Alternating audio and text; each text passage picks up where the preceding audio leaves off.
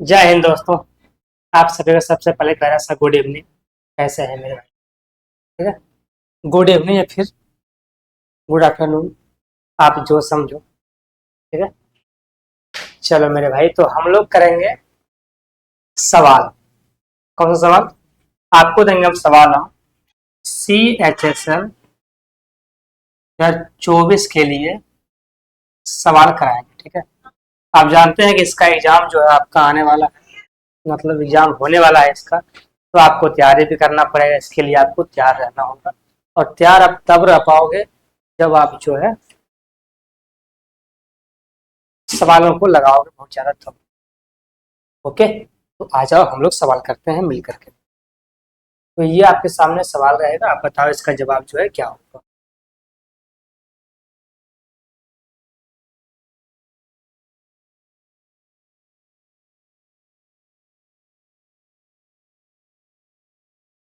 Okay मेरे भाई, चलो। तो हम लोग सवाल शुरू करेंगे, उससे पहले आपको इस सेशन को अच्छे तरह से लाइक करना पड़ेगा, क्योंकि अगर आप लाइक नहीं करते हो तो मेरा मोटिवेशन जो है वो नहीं बढ़ता है। ठीक है। तो ये आपका फर्ज बनता है कि आप इसको लाइक करो, और जल्दी जल्दी आप एक बहुत ही अच्छा सेशन से बनाओ। ओके, आ जाओ मेरे भाई। सवाल क्या है, पढ़ो पहले आप।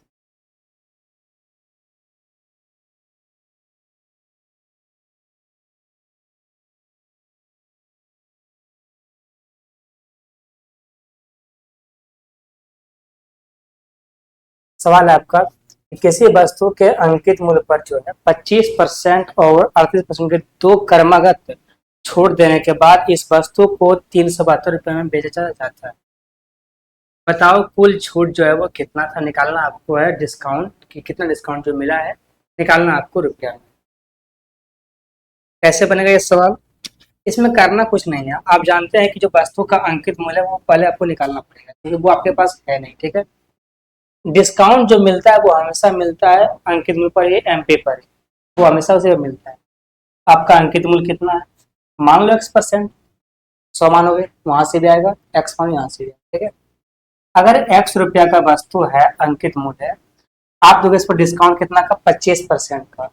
तो सामान कितना बेचोगे आप? 75%। कितना बेचोगे? 75%। आपने एक छूट और दिया कितना का? 38% का। सामान होता है 100% का, आप कितना डिस्काउंट? 38% का। तो सामान कितना में निपटाया आप? 62% का। ये आपका होगा 62%। ये आपका सेलिंग हुआ, और सेलिंग किए हैं कितना आप? 372 रुपया में। ये भी आपका सेलिंग प्राइस हुआ। ये भी आपका सेलिंग प्राइस है, ये भी आपका सेलिंग प्राइस है। दोनों क्या है? दोनों सेलिंग प्राइस भी है। यहाँ दोनों क्या होगा? बिल्कुल इक्वल। यहाँ से क्या निकलेगा? अंकित। यहाँ से काट कुट करो, देखो ये कटेगा 25 से 3 बार, 25 से कटेगा 4 बार। ओके, ये कटेगा 31 से 2 बार, ये कटेगा 31 से एक बार में, फिर 2 बार में 12 से, ये कटा 12। ये 6 से कटेगा 12 2 बार। यहाँ से कितना आएगा अंकित मूल्य? 800 रुपये। चल दो ना, 800। 800 रुपया का वस्तु था। कितना था अंकित मूल्य? 800 रुपया। आप वस्तु कितना में बेचे हो? 372 रुपया। आपने डिस्काउंट कितना दिया? 428 रुपया। 428 रुपया का डिस्काउंट जो है इस वस्तु पर आप दिए हैं। कौन सा आंसर होगा? आंसर नंबर डी होगा, 428 रुपये। अगर अंकित मूल्य निकालते हो तो उसका आंसर अंकित मूल्य नहीं हो जाएगा। ठीक है। अंकित मूल्य आप निकाल लियो, MP निकाल लियो, पर वस्तु का जो डिस्काउंट है वो बताना है। तो ये तो आपका 800 है MP। ठीक है। मार्क प्राइस, डिस्काउंट कितना दिए हैं? तो आप सामान था 800 रुपया का, बेचे हैं कितना? 372 रुपया। डिस्काउंट कितना मिला है? 428 रुपया का। तो ये होगा इसका आंसर, 428। कौन सा आंसर होगा? D number. ओके, सवाल करते हैं अगला। बहुत सारा सवाल है भाई, फटाफट निपटाते हैं इसको।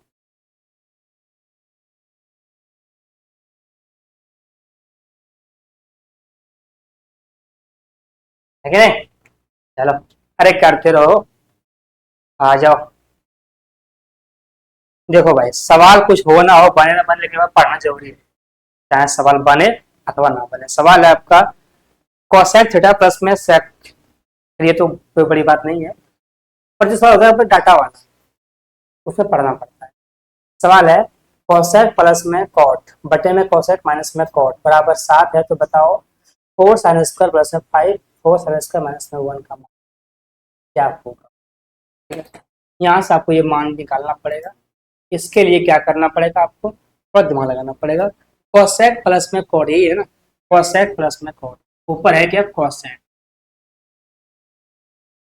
अब प्लस में कितना है कॉट, बटे में क्या है कोसेक,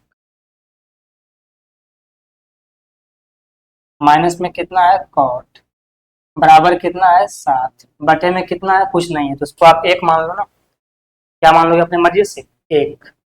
अगर आपके सामने ऐसा कुछ भी आता है तो इसको आप क्या कर सकते हो, अगर आप इनको गुना करते हो कोना कोनी काम नहीं बनेगा, कभी नहीं बनेगा, ठीक है। इसमें एक नियम लगाओ, क्या, कॉम्पेंडो डिविडेंडो, कॉम्पेंडो डिविडेंडो। ये नियम कहता क्या है, ये नियम साफ साफ कहता है कि अगर तुम्हारे पास ए बटे बी बराबर सी बटे डी है तो तुम क्या करो, एक बार हमको जोड़ लो, एक बार घटा लो, सेम काम करना है यहाँ, एक बार जोड़ लो और एक बार घटा लो। ये कौन कहता है, ये कहता है आपका कॉम्पेंडो डिविडेंडो, कि भैया अगर थोड़ा पास ई हो तो ई कर ले, ठीक है। यहाँ कर लिया हम ए प्लस बी ए माइनस बी, सेम कंडीशन यहाँ पर अप्लाई करना है, ठीक है। पहले आपको जोड़ना है, पहले जोड़ इसको, इसको जोड़ोगे कितना होगा, जब इसको आप जोड़ो ये माइनस ये प्लस कट जाएगा, क्या बचेगा कोसेक कोसेक 2 कोसेक, क्या बचेगा 2 कोसेक, नीचे जब घटाओगे, ठीक है, तो ये कोसेक कोसेक कटेगा, इस पर कॉट कॉट बच जाएगा, कितना होगा 2 कॉट, 2 से 2 कट गया, क्या बचा, जोड़ोगे कितना होगा 7 और ये कितना होता है 8, घटाओगे कितना होगा 7 माइनस 1 6, ये कितना हुआ 8 बटे में 6 हुआ ना। अब यहाँ से देखो कि क्या करोगे आप, इसको तो लिखना नहीं है क्योंकि ये आपका सवाल है, इसको मत लिखिएगा, ये लिखे आपसे सवाल करने का, ठीक है, इसको नहीं लिखना है। सवाल जो आप करोगे वो यहाँ से करोगे ऐसे करके, जैसे ही आप आंसर देखोगे सवाल देखोगे आप इस टाइप का, आप क्या करोगे इसको पहले जोड़ोगे घटाओगे और डायरेक्ट यहाँ पहुंचोगे, ठीक है। अब यहाँ देखो कोसेक होता है 1 बटे साइन, अब कॉट होता है कॉस बटे साइन, तो 1 बटे साइन 1 बटे साइन और कॉट होता है कॉस बटे साइन, ये साइन साइन कट जाएगा, क्या बचेगा 1 बटे कॉस, ये क्या होता है सेक, क्या होता है सेक, यहाँ लिखो सेक, बराबर कितना 4 बटे में 3, ये है ना, घटेगा 2 से 4 बटे का 3। अब यहाँ से आप खुद देखो क्योंकि ये 3 4 पाइथागोरस तो है नहीं, सेक होता है क्या है, ये होता है आपका h बटे बी, तो ये आपका h हो गया और ये b हो गया। यहाँ से p कितना आएगा, h का स्क्वायर 4 4 का स्क्वायर 16 3 का स्क्वायर 9, कितना बचेगा 7 बचेगा, ये √7 कितना बचेगा √7। भाई आपको पाइथागोरस तो आता होगा ना, 4 का स्क्वायर 16 माइनस में 3 का स्क्वायर 9, कितना बचेगा 7, कितना बचेगा √, देखिए आपका मान कितना आया, ये आ गया मान यहाँ से 4 3 और p का मान 7। अब जो पूछा गया उसमें आप मान को पुट करो, पूछा क्या है मान 4 साइन स्क्वायर प्लस में 5, पूछा क्या है 4 साइन स्क्वायर, साइन का मान होता है क्या है p बटे h, p कितना है p देखो यहाँ पर √7 है, h कितना है 4, भाई 7 का स्क्वायर तो 7 होगा क्योंकि रूट में है, ठीक है, 4 का स्क्वायर 16 प्लस में कितना है 4, सेम नीचे नीचे क्या है 4 साइन स्क्वायर माइनस में 1, 4 साइन स्क्वायर, तो 4 गुना में 7 बटे 16 और माइनस में 4 से कटेगा ये 4 बार, ये कटेगा 4 से 4, कितना आएगा 4 चौका 16 16 7 कितना होता है, ये होता है आपका 23, ठीक है, 4 चौका 16 7 23, ये हो गया 23। अब बटे में कितना होगा, सॉरी 4 1 5 है, 5 है ना, ये 5 कितना होगा, 20 और 7 27, ये हुआ 27। ठीक है, नीचे क्या होगा, 4 - 7 कितना बचेगा, 3/4, तो यहाँ से 4 से कट जाएगा, यहाँ बचेगा 3, 3×9 = 27। जब लोगे आप एल्सियम तो 4 यहाँ पे होगा, 4 यहाँ पे होगा, वो 4 कट गया, कितना बचा, 27/3। ये इसका आंसर होगा, कट गया कौन सा, ए नंबर इसका आंसर होगा 9। तो सवाल थोड़ा सा सवाल जो है वो है, और आपको सवाल करना पड़ेगा।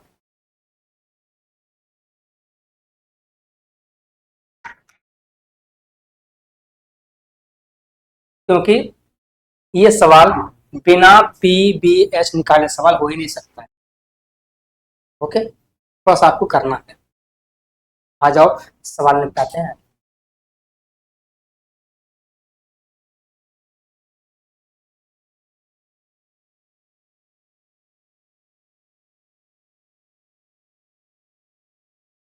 हर सवाल हवा में नहीं बनता, इस बात को जानते हो आप। सभी सवाल हवा में बन जाए इम्पॉसिबल, कुछ सवाल जो है वो बनेगा थोड़ा सा deep करके, और सवाल कुछ जो होगा वो बनेगा हवा।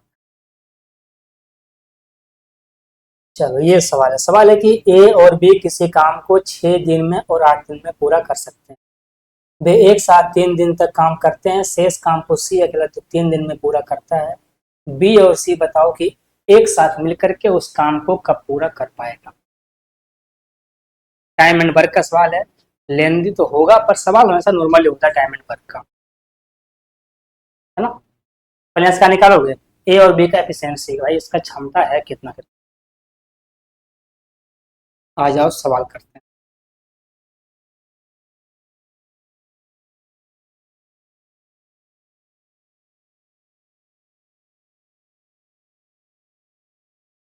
सवाल क्या है कि ए और बी है ना, ए और बी है, ए और बी, ए कोई काम कर रहा है 6 दिन में, बी कोई काम कर रहा है 8 दिन से, इसका क्षमता कितना होगा।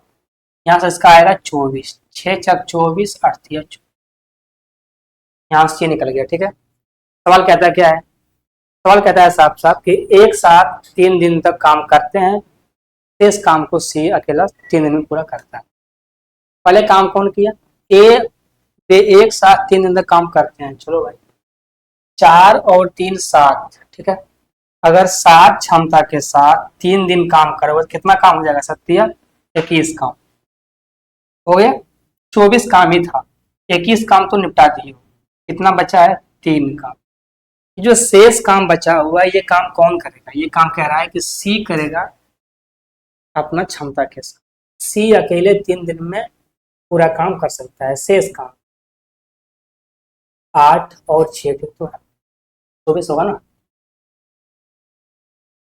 24, 4 3 7, ए और बी 3 काम करता है, शेष काम 3 पूरा करता है। चलो भाई ठीक तो है, ठीक है। यहाँ पे देखो 3 नहीं होगा, ठीक है, यहाँ पे 2 होगा। जो लिखा है ना कि सी शेष काम करता है 3 दिन में, वो 3 नहीं होगा, वहाँ पे 2 होगा। इसके आंसर 3 होगा तो नहीं आएगा। सी जो है वो शेष काम करता है 2 दिन, कितना होगा, 3/2, कितना होगा, 3/2। अब कहता है बताओ बी और सी एक साथ उसी काम को 3/4 भाग कब पूरा कर पाए। बी और सी यही काम 24 काम को ही बी और सी करेगा। भाई बी का तो 3 है, सी का 3/2 है, कितना होगा, 3×2 = 6, 6×3 = 9, 9/2। इसका 3/4 काम है, 3/4 काम, 3×3 = 9, 3×8 = 24, 2 से कटेगा 4 बार, फिर 2 बार, 2 से कटेगा 8 4 बार, कितना आएगा, ये आएगा 4 डे पूरा करेगा कौन कौन, बी और सी मिलकर के इस काम को निपटा देगा 4 दिन में। कौन सा आंसर होगा, सी नंबर। ओके, सी जो लिखा हुआ है 3 दिन, वो 3 दिन होगा नहीं, वो क्या होगा, वो होगा आपका 2 3, वहां पे 3 लिखा गया है गलती से। सवाल करते हैं।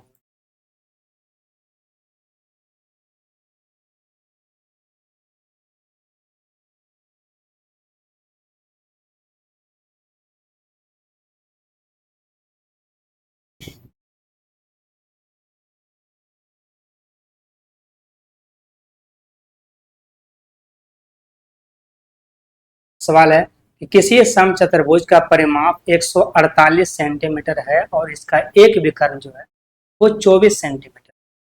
समचतुर्भुज का बताओ एरिया का क्या होगा, ये पूछा। सबसे पहले आपको देखना है जो विकर्ण होता है वो क्या होता है। आप बनाओ पहले समचतुर्भुज, ये आपका है समचतुर्भुज, ठीक है, थोड़ा सा ये टेढ़ा होता है, ये हुआ आपका समचतुर्भुज। ये आपका जो है रोम्बस है।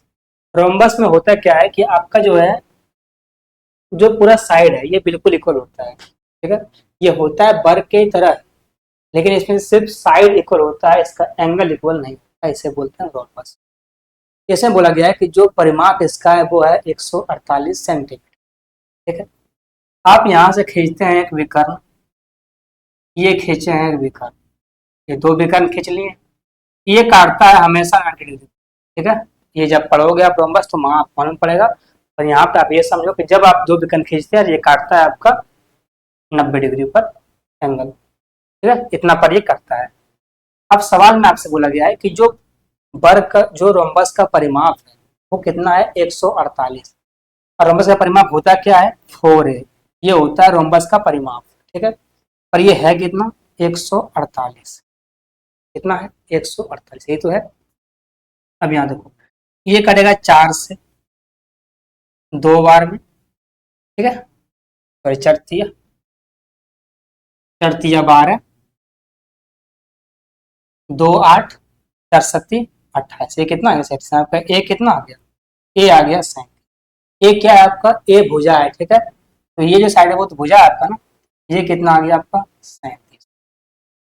ओके, अब सवाल को आगे देखो, कहा गया है कि इसका एक विकर्ण जो है वो 24 सेंटीमीटर कहाँ है भाई। अगर आप इसको ए मानते हो, इसको बी, इसको सी और इसको डी, तो आप देख रहे हो कि ए और सी जो है वो विकर्ण है, ठीक है। ये विकर्ण काटता है एक दूसरे को बिल्कुल बराबर में, ठीक है, समान में। तो अगर ये जितना ये उतना ही हो, आपको बोला गया सवाल में कि जो विकर्ण है लंबाई रोम्बस का वो कितना है 24, अगर यहाँ से यहाँ तक 24 है, पूरा 24 है, तो ये 12 होगा और ये भी कितना होगा, ये भी 12 होगा, आधा आधा कट जाएगा। ओके, अब यहाँ आप सवाल देखिए, आपको निकालना है एरिया। भाई एरिया होता क्या है, एरिया होता है आपका रोम्बस का एरिया होता है 1/2 गुना में d1 गुना में d2। d1 क्या है विकर्ण की लंबाई, d2 क्या है विकर्ण की लंबाई, ये d1 और ये आपका d2, ये आपका लंबाई है, ठीक है। फिर आप ऐसे d1 d2 निकालना पड़ेगा। आपके पास d1 तो है 12/24, का पास d2 नहीं, ये आपको निकालना पड़ेगा। कैसे निकालोगे आप खुद देखो, ठीक है ना, आप खुद देखो। अगर ये करता है 90 डिग्री पर, और आप देखो किसको, ओ सी बी को, ये एक ट्रायंगल है, इस ट्रायंगल में ये एंगल है 90 डिग्री का, ये बन गया पाइथागोरस। ये 12, ये 37, ये कितना होगा 35, कितना है पाइथागोरस से 35। अभी बताया आपको कि विकर्ण जो होता है वो काटता है बराबर, अगर ये 35 तो ये भी कितना होगा, ये भी आपका होगा 35। अब यहाँ बिठा दो आप 1/2 d1 तो आपके सामने 24 पहले से है, d2 कितना होगा 35 35 70, ये आपका हुआ है 70। ओके, चलो ये कटेगा 2 से 24, 12 बार में कितना आएगा 84, 840, यही इसका आंसर होगा 840। कौन सा रोम्बस का एरिया, कौन सा आंसर होगा डी नंबर 840। ये सवाल आप कभी कदाल देखोगे रोम्बस का, हर हमेशा ये सवाल नहीं आता है, ठीक है। पर अगर आपके सिलेबस में है तो पढ़ना पड़ेगा, रोम्बस से बहुत अच्छा नियम है उसका कंसेप्ट बसता। अगर रोम्बस नहीं पढ़े हो तो ये सवाल कतई ना बनेगा, चाहे आप कुछ भी कर लो। अगर रोम्बस आप नहीं पढ़े तो सवाल नहीं बनेगा। चलो सवाल करते हैं आप।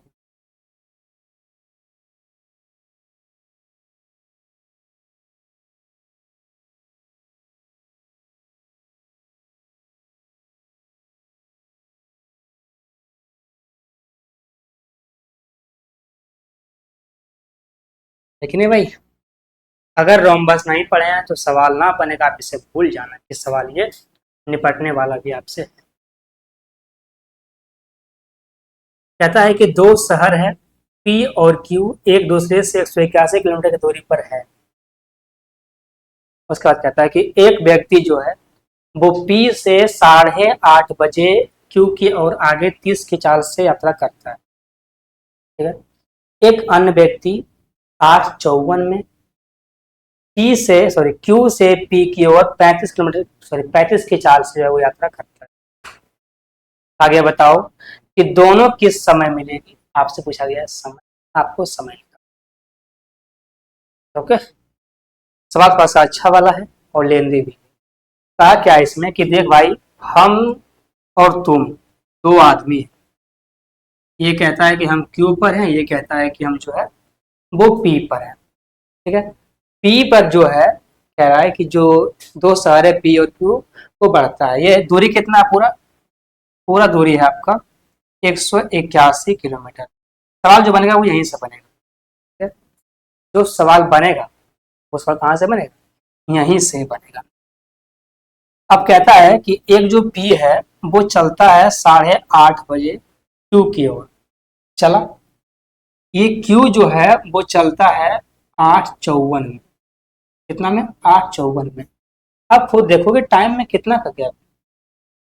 एक P नाम का जो बंदा है वो चल रहा है 8:30 बजे, Q चल रहा है 8:54। कितना गैप है टाइम में? टाइम में गैप है 24 मिनट का। जब P ने शुरू किया चलना तो 24 मिनट तक P चलता रहेगा। ठीक है, वो तो रुकेगा नहीं भाई। 24 मिनट में P नाम का जो ट्रेन है वो कुछ ना कुछ भी तो तय किया होगा ना। चाल कितना है? चाल है इसका 30। कितना है? 30। डिस्टेंस क्या होगा? चाल गुना में समय, पर समय तो मिनट में, बदलो घंटा में, भाग दो आप 60 से। ये कटेगा 2 बार में, ये कटेगा 2 से 12 बार। यानी कि P नाम का जो व्यक्ति है इसने 24 मिनट में 12 किलोमीटर दूरी जो यहाँ के मान के इसने तय कर लिया है। इसने यहाँ से दूरी को तय कर लिया। अब आपको सवाल, अब यहाँ पर बच गया कितना? यहाँ बचा है 8:54, यहाँ भी बचा है 8:54। अब ये P Q की ओर आ रहा है और ये तो आगे चल ही रहा है। ठीक है। अब यहाँ से आपको यहाँ तो जो P और Q जो वो मिलेगा, वो जो ये डिस्टेंस आपके पास है इतना दूरी में ही कहीं मिलेगा, चाहे वो जहां भी मिले। ठीक है, वो इसी में मिलेगा कि ये जो दूरी है ये तो अकेला कौन चला है? ये अकेला आपका P चला है, इसमें तो कोई मिलेगा नहीं। मिलेगा तो इसी में। ठीक है, इसमें ही मिलना है, यहाँ पर ही देखना है। अब यहाँ देखो पूरा है कितना? 181। 181 में से 12 तो चल गए, कितना बचेगा? 9। 7 में से 1 गया तो 6 और 1, कितना बचा? 169 किलोमीटर। जो आदमी है वो इन्हीं के बीच में कहीं पर मिलेगा और यहीं पर आपको समय निकालना है। चलो भाई, टाइम, टाइम क्या होता है? दूरी बटे चाल। दूरी है कितना? 169। ठीक है, 181 नहीं है, 169 है। जहां मिलेगा वो कितना है? 169 बटे क्या है? चाल। यहाँ चाल नहीं ना, क्या होगा? रिलेटिव चाल होगा। ये चल रहा है 30 की चाल से, ये आ रहा है 35 की चाल से। दिशा अपोजिट है, जुट जाए कितना? 30 और 35 65। कितना हो जाएगा?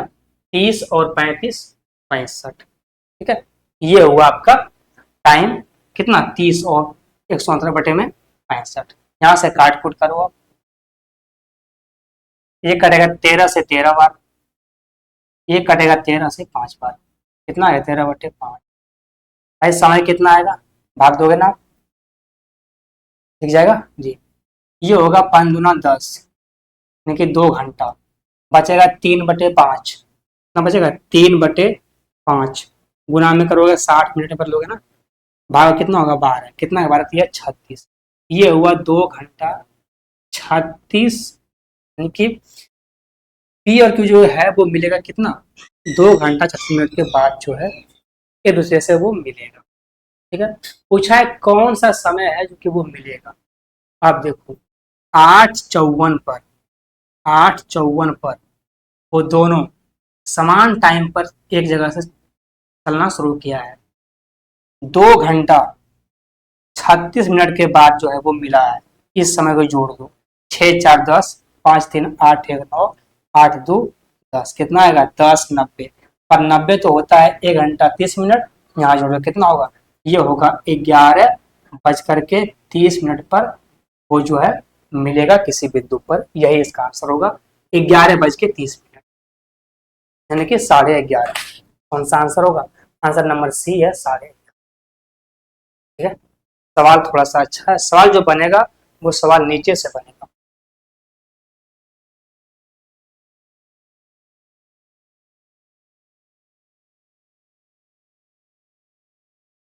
यानी कि जो हम सवाल समझाए हैं नीचे सवाल वहां से बनेगा कि हाँ भाई इसका अगर ये बताओ क्या होगा।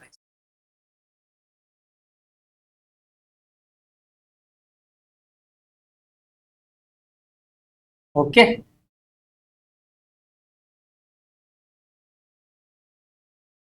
चलो आ जाओ सवाल करते हैं।